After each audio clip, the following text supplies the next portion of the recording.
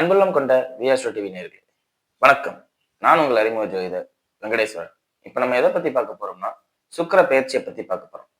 சுக்கிர பகவானானவர் துலா ராசியிலிருந்து கார்த்திகைன்னு சொல்லக்கூடிய விருச்சக ராசிக்குள்ள நவம்பர் மாதம் 26ஆம் தேதி, தமிழுக்கு சொல்ல போனா கார்த்திகை 10ஆம் தேதி சுக்கிரன் பகவான் துலாத்திலிருந்து விருச்சகத்துக்கு பயிற்சி ஆகிறார். இப்படி பயிற்சி ஆகும் போதுல என்னென்ன மாற்றங்கள் பொதுவா நிகழும்னு பார்த்தோம்னா, இப்ப கொஞ்ச நாளைக்கு முன்னாடி நம்ம பேசியிருப்போம் ஐடி செக்டர் விழுகிறத பத்தியும், அதே மாதிரி சுக்கிரன் ஆட்சி பலத்துக்கு வரனால ஐடி செக்டர் நல்லா வளர்ந்துருக்கு அப்படிங்கிறத பத்தியும். இப்ப இன்னும் கொஞ்சம் அட்வான்ஸ்டா போகும். இப்ப வேலை இல்லா திண்டாட்டம், வேலை இல்லாதவர்களுக்கும் வேலை கொடுக்கும் சூழ்நிலைக்கு வருது. திரும்பவும் அந்த கம்ப்யூட்டர் ரிலேட்டடான விஷயங்கள்லாம் அப்கிரேட் ஆகும். ஏன்னா சுக்கிரன் தான் கம்ப்யூட்டர். அந்த கம்ப்யூட்டர் சம்பந்தப்பட்ட படிப்பு படிச்சவங்க அந்த லைன்ல இருக்கிறவங்களுக்கு எல்லாம் அதிகப்படியான வேலைகளை கொடுக்கிற சூழ்நிலைகள் நடக்கும். அதே மாதிரி பொருளாதார ரீதியா இந்தியா மிகப்பெரிய லெவல்ல போகும். இது எப்படின்னா போர் சம்பந்தப்பட்ட அமைப்புகளாலே ஏதோ ஒரு சூழ்நிலை, ஏதோ ஒரு சண்டை, ஏதோ ஒரு தாக்கம், இந்த அமைப்புகளாலே பொருளாதார ரீதியா முன்னிலையில இருக்கிற ஒரு சூழ்நிலைகள் நடக்கும். ஏன்னா சுக்கிரன் ஆட்சி பலம் விருச்சகத்துக்குள்ள வரும்போதுல, விருச்சகம் யாரோட ராசி? மோடியோட ராசி. அப்படிங்கும் போதுல அந்த அமைப்பின்படி இவர் எடுக்கும் முடிவுகள் அனைத்தும் சரி, நாட்டின் தலைவர் எடுத்த முடிவுகளும் அனைத்தும் சரி அப்படிங்கிற ஒரு சூழ்நிலைக்கு கொண்டு மிகப்பெரிய லெவல்ல கொண்டு வரும். அவங்களுக்கு தான் இந்த காலகட்டம் கார்த்திகை 10க்கு மேல அந்த நாட்டின் வளர்ச்சி கடுமையா இருக்கும், பெரிய லெவல்ல இருக்கும். என்னன்னு சொல்ல போனா பொருளாதார ரீதியா மிகப்பெரிய உயரத்தை தொடும் அப்படிங்கிறதே சொல்லலாம். அதே மாதிரி போர் அமைப்புகளாலதான் இந்த பொருள், அதாவது போரோ சண்டையோ இல்ல கடன் சம்பந்தப்பட்ட அமைப்புகள் ஏதோ ஒண்ணு, ஒரு ஒரு ஏதாவது ஒண்ணு நம்ம குறை சொல்ற மாதிரி இருக்கும். அந்த குறையாலதான் இத்தனை நாள் நம்ம அதை குறையாவே நினைச்சிருப்போம். அந்த குறைகளாலே இவ்வளவு தூரம் வளர்ச்சி நம்ம அடைஞ்சிருக்கோம் அப்படிங்கிறத பேசுற மாதிரியும் சொல்ற சூழ்நிலை வரும். அதே மாதிரி பழங்கால கட்டிடங்கள், பழைய கட்டிடங்கள், பழங்கால கோயில்கள், இன்னும் வெளியில தெரியாத விஷயங்கள் நிறைய இருக்கும் பாத்தீங்களா, அதெல்லாம் வெளியில வரும். காரணம் என்ன? குரு வக்ரமாயி மிதுனத்துல இருக்கும் போதுல காற்று ராசியில குரு வர்றாரு வக்ரமாயி கார்த்திகை மாசத்துல. அப்படிங்கும் போது கண்ணுக்கு தெரியாத விஷயங்கள் கூட ஆன்மீகம் சம்பந்தப்பட்ட துறையில கண்ணுக்கு தெரிகிற அமைப்பு, இந்த மாதிரி விஷயங்கள் நிறைய நடக்கும். ஆச்சரியங்களான விஷயங்களும் நடக்கும். சரிங்களா? இது உலக ரீதியா. இப்ப பாங்க 12 ராசிகளுக்கும் எப்படி இருக்கு அப்படிங்கிறத பார்ப்போம். மீன ராசி அன்பர்களே, ராசிக்கு 9ஆம் இடத்தில் சுக்கிரன். சோ இந்த அமைப்பு தந்தையால் அனைத்து வகையான சந்தோஷத்தை நீங்க அனுபவிப்பீங்க. அதாவது தந்தை உங்களுக்கு இப்ப 5 வயசு பிள்ளையா இருந்தா சாக்லேட் வாங்கி கொடுப்பாங்கலாம், 10 வயசு பிள்ளையா இருந்தா கேக் வாங்கி கொடுப்பாங்க அப்படிங்கலாம், 15 வயசு குழந்தையா இருக்கும் பட்சத்தில் ஏதாவது உங்களுக்கு ஏதாவது ஆடம்பரமான ட்ரெஸ், இந்த மாதிரி அமைப்புகள். 18 வயசு பசங்களுக்கு பைக் வாங்கி கொடுத்தாவே தந்தை ரொம்ப சந்தோஷப்படுத்துற ஒரு மாதிரி தான் தெரியும். 25 வயசுங்கும் போது அந்தந்த வயசுக்கு தகுந்தாப்புல தந்தையால் ஒரு மகிழ்ச்சிகரமான விஷயங்களை அனுபவிப்பீங்க அப்படிங்கிறதுல எந்த மாற்றமும் இல்லை. குறிப்பா பெண்கள் மீனராசிக்காரர்களாக இருக்கும் பட்சத்தில் தந்தை இந்த காலத்துக்கு உங்களுக்கு திருமணம் சம்பந்தப்பட்ட அமைப்புகளை ஏற்படுத்தி தருவார் அப்படிங்கிறத சொல்லலாம். காரணம் என்ன? 9ல சுக்கிரன். சோ அவர் காட்டுற பையனை நீங்க கல்யாணம் பண்ணிக்கிற தன்மையில சூழ்நிலைகள்லாம் வரும். சரிங்களா? சுப நிகழ்ச்சிகள் தந்தையால் உங்களுக்கு நடக்கும். இல்ல சார், நான் மேரேஜ் ஆச்சு, எனக்கு குழந்தையெல்லாம் பிறந்துச்சு அப்படின்னா நீங்க நடத்துற சுப நிகழ்ச்சிகள்ல தந்தை ஏதோ உங்களுக்கு பெரிய விஷயத்த செய்வாரு. ஒண்ணுக்கு உங்க குழந்தைக்கு நகை வாங்கி போடுவாரு, இல்லாட்டி ஆடம்பரமான துணி வாங்கி கொடுப்பாரு அப்படிங்கிற மாதிரி சொல்லலாம். மொத்தத்துல தந்தை உங்களை இந்த காலகட்டத்துல ரொம்ப பெருமிதமா பேசுறதும், பெருவிய லெவல்ல கொண்டு வரதும், உங்களை மதிப்பா காட்டுவார் அப்படிங்கிறத சொல்லலாம். தந்தைக்கும் உங்களுக்கும் உண்டான உறவு நல்லா க்ளோஸ் ஃப்ரெண்ட்ஸ் மாதிரி இருக்கும் அப்படிங்கிறத சொல்லலாம். சரிங்களா? தந்தை இந்த காலகட்டத்துல நீங்க புரிஞ்சுப்பீங்க. ஃபுல் அண்ட் ஃபுல் அப்பாவை பேஸ் பண்ணி தான் போவீங்க. அதே மாதிரி நல்லது சொல்ற குருமார்களும் ஃபுல் அண்ட் ஃபுல் உங்களுக்கு சப்போர்ட்டிவா இருப்பாங்க, பாசிட்டிவா இருப்பாங்க அப்படிங்கிறதையும் சொல்லலாம். இந்த காலகட்டத்துல அதிகப்படியான மீனராசினருக்கு திருமண அமைப்பு நடக்கும் அப்படிங்கிறத சொல்லலாம். ஜனனகால ஜாதகம் மட்டும் கொஞ்சம் வலுவா இருந்து திருமண அமைப்பு கைகூடி இருந்துச்சுன்னா நிச்சயம் இந்த காலகட்டத்துல உங்களுக்கு திருமணம் நடக்கும் அப்படிங்கிறத எந்த டவுட்டும் இல்லாம சொல்லலாம். பத்திரம் சம்பந்தப்பட்ட அமைப்புகளால் நல்ல பெயர் கிடைப்பது, இல்லாட்டி எப்பயோ போட்ட இன்சூரன்ஸ் இப்ப கிளைம் பண்ற மாதிரி இருக்கிறது, எப்பயோ போட்ட பிக்சட் டெபாசிட்டுக்கு உண்டான பணங்களை இப்ப கிளைம் பண்ற மாதிரி வாங்கிக்கிற மாதிரி இருக்கிறது. ஸோ மொத்தத்துல ஒரு பெரிய பணம் சம்பந்தப்பட்ட அமைப்புகள், ஒரு பேப்பர், லாட்ரி டிக்கெட் யோகம் சொல்லலாம். ஏன்னா சனி வக்ர நிவர்த்தி அடைகிறாருல, உழைக்காத பணம்னாவே சனிதான் ஃபர்ஸ்ட். அதாவது சனி எப்படி உழைச்சு சம்பாதிக்கக்கூடியவர்னு அப்படின்னு நம்ம சொல்றோமோ, அவர் தான் சோம்பேறியா இருந்து சம்பாதிக்கவரும் கூட. அவர் நினைச்சாதான் முடியும். ஸோ இந்த காலகட்டத்துல லாட்டரி டிக்கெட் சம்பந்தப்பட்ட அமைப்பு கூட உங்களுக்கு பாசிபிலிட்டிஸ் இருக்கு அப்படிங்கிறதே சொல்லலாம். சரிங்களா? வீடு, மண், மனை, வாகனம் சம்பந்தப்பட்ட அமைப்புகள்ல எல்லாமே நல்ல முறையில இருக்கும். என்னன்னு சொல்ல போனா ஆஹ் தக்க நேரத்துல யாராவது வந்து உதவி பண்ணுவாங்க. கையில காசு இல்ல எப்படா வீடு கட்டுறதுன்னு நினைச்சுட்டு இருந்தீங்கன்னா கரெக்டா காசு கொடுப்பாங்க. பேங்க்ல லோன் போட்டு கார் கட்டியிருப்பீங்க. அந்த பேங்க்ல லோனை கட்ட முடியாம திணறிட்டு இருப்பீங்க. திடீர்னு யாராவது ஒருத்தர் உங்கள்கிட்ட உதவி பண்ணுவாரு. இந்தா இதை கட்டு அப்புறமா பேசிக்குவோம் அப்படின்னு சொல்லி கொண்டு வருவாங்க. அதாவது உங்களுக்கு உதவி கிடைக்கும்னே நீங்க நினைச்சிருக்க மாட்டீங்க. அவங்கள்ட்ட இருந்தெல்லாம் உதவி கிடைக்கும் அப்படிங்கிறத சொல்லலாம். வழக்கு சம்பந்தப்பட்ட அமைப்புகள்ல வெற்றியே கிடைக்கும். தோல்விக்கு இந்த காலகட்டத்துல இல்லை. சனி வக்ர நிவர்த்தி ஆகுதே, ராசியாதிபதி குரு வக்ரமா இருக்கே, அப்படி இப்படின்லாம் சொல்லலாம். ஆனா உங்களுக்கு வெற்றி கிடைப்பதற்கு 9ல சுக்கிரன் 8ஆம் அதிபதி 9ங்கும் போது 8ஆல் பாக்கியத்தை அடைந்தேன். வழக்கு சம்பந்தப்பட்ட அமைப்பால் நான் பாக்கியத்தை அடைந்தேன். அதாவது எனக்கு கிடைக்க வேண்டியது கிடைச்சிருச்சு அப்படிங்கிறத பெருமையா பேசிக்கிறதுக்கு உண்டான தன்மை. ஆனா நீங்க வாங்கியும் கடைசியில அதை வச்சுக்க மாட்டீங்க.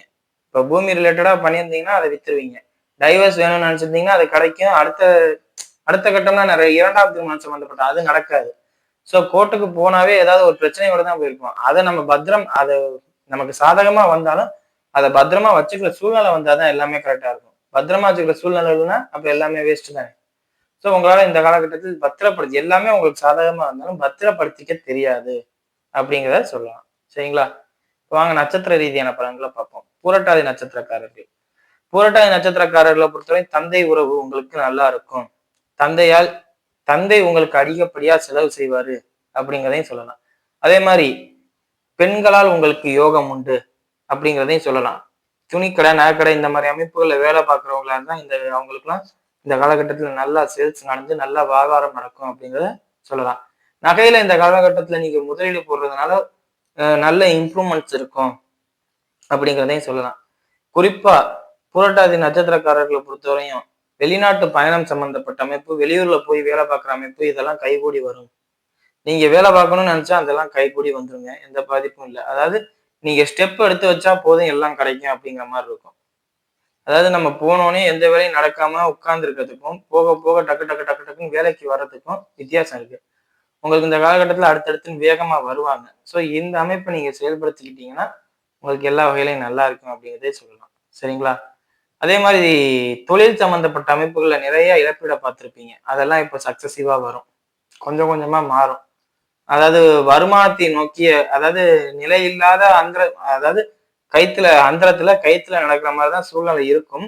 அதெல்லாம் மாறுறதுக்கு உண்டான தன்மை வரும். சுக்கிரன் 9ல வந்ததுனால கூடவோ குறைச்ச நண்பர்கள் உதவியோ இல்லை யாரோ ஒருத்தர் உதவி பண்றதுனாலயோ நல்ல முறையில தூக்கி விட்டுரும் அப்படிங்கிறத சொல்லலாம். சரிங்களா?